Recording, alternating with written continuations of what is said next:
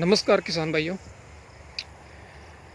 ये 1 एकड़ कपास की जो खेती आप वीडियो के अंदर देख रहे हो, ये हम लोगों ने बिल्कुल जैविक तरीके से इसको तैयार किया है।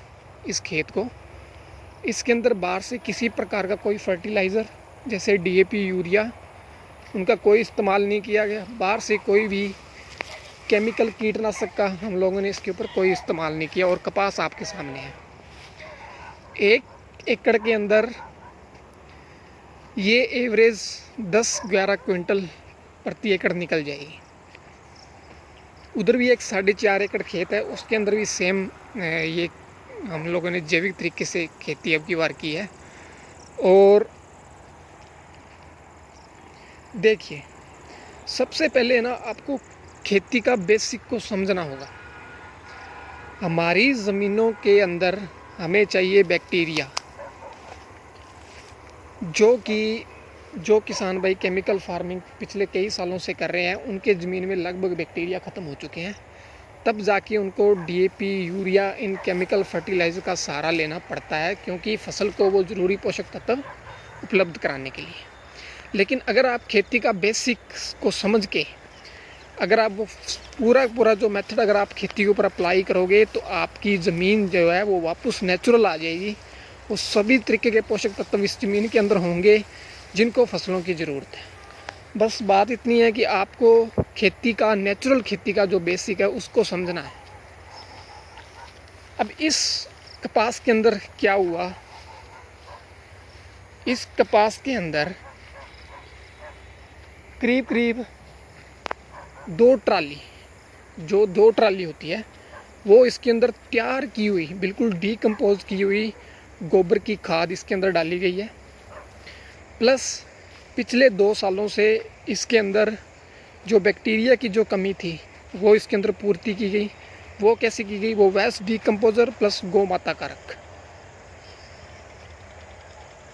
इन दोनों को 500 लीटर प्रति एकड़ के हिसाब से इस कपास के अंदर, जितने भी इसके अंदर पानी लगा है, इसके अंदर डाला गया है, ताकि इस ज़मीन के अंदर जो बैक्टीरिया की जो कमी है वो पूरी हो जाए। दूसरा, जब आपकी ज़मीन के अंदर बैक्टीरिया आ जाएंगे, इसके अंदर रूढ़ी की जो खाद होगी, उसके बाद इसके अंदर जो केंचुओं की संख्या है वो अपने आप बढ़ने लग जाती है। और केंचुए हमारे जो है वो किसानों के सबसे अच्छे और मित्र जीव हैं।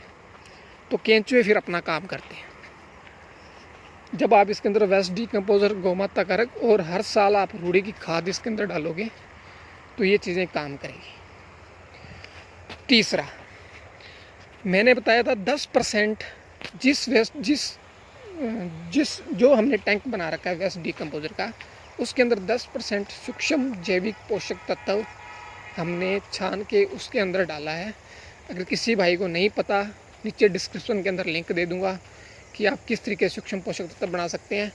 प्लस इसके अंदर 5%, जब भी नीचे पानी लगा है उसी कंटेनर के अंदर 5% जैविक कीटनाशक, जो कई तरीके की जो हमारी जो ये पेड़ होते हैं जो कीटनाशक के जो काम करते हैं, उनको अच्छी तरीके से उनसे तैयार किया गया जैविक कीटनाशक, वो 5% उस कंटेनर के अंदर डालना है। और जितने भी आप पानी लगाओगे 500 से 1000 लीटर के बीच में प्रति एकड़ आप इसके अंदर दोगे।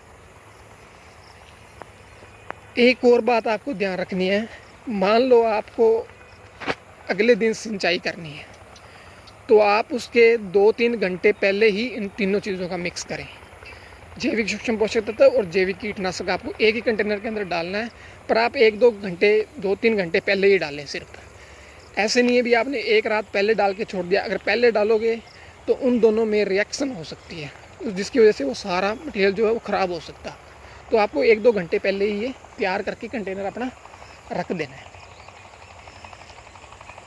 दूसरा, और उसके बाद इसके ऊपर हर 10 या 15 दिनों के अंतराल के अंदर, जब इसके हल्का हल्का फ्रूट इसके आना स्टार्ट हो जाता है, तो उसके बाद हर 15 दिन के अंदर हम लोगों ने वेस्ट डीकम्पोजर प्लस उसके अंदर 2 से 5% के बीच में जितना आप पानी लोगे, उसके अंदर वेस्ट डिकम्पोज़र आपको डालना है कितना, 20 या 25% पानी के अंदर।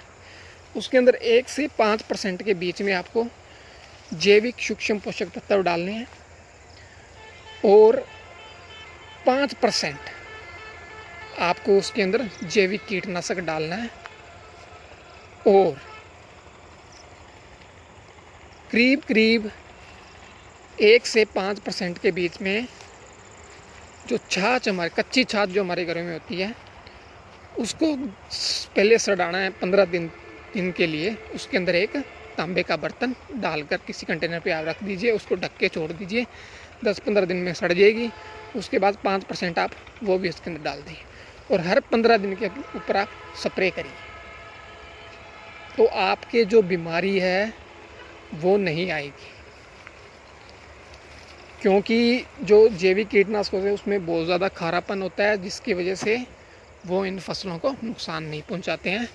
और जब हम जैविक कीटनाशकों का इस्तेमाल करते हैं तो इसके अंदर हमारे मित्र छोटे छोटे जीव होते हैं। आपने बहुत बार फसलों के ऊपर चलते हुए उनको देखा होगा, वो हमारे मित्र कीट भी हैं कई। तो जब आप रासायनिक कीटनाशक उसके अंदर डालते हैं, जहरीली दवाएं, तो वो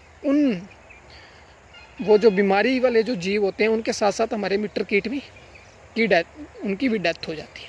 तो वो हमारे को नुकसान ही करता है उल्टा। और हम पिछले कई सालों से देख रहे हैं, जब लोग कीटनाशकों का इस्तेमाल करते हैं तो बीमारियां, नई नई तरीके की बीमारियां बढ़ रही हैं। तो आने वाले कई सालों में अगर आप ही कीटनाशक, जो रासायनिक कीटनाशक अगर आप डालोगे तो सालों साल उनकी डोज बढ़ती ही जाएगी। तो मैं कहता हूँ आप ऑर्गेनिक की तरफ आइए, ऑर्गेनिक को अच्छी तरीके से समझिए। और मैं इसके ऊपर अभी कुछ पार्ट्स के हिसाब से सीरीज़ बनाने वाला हूँ, ताकि जो किसान भाइयों को ज़्यादा नॉलेज नहीं है, जो ज़्यादा पढ़े लिखे नहीं हैं, तो वो खेती को, बिल्कुल बेसिक खेती को अच्छी तरीके से समझ पाए। तो किसान भाइयों, ये आपके सामने वीडियो है, आपके सामने कपास की खेती करी है, ये इस तरीके से किया गया, इस तरीके से आप भी करिए।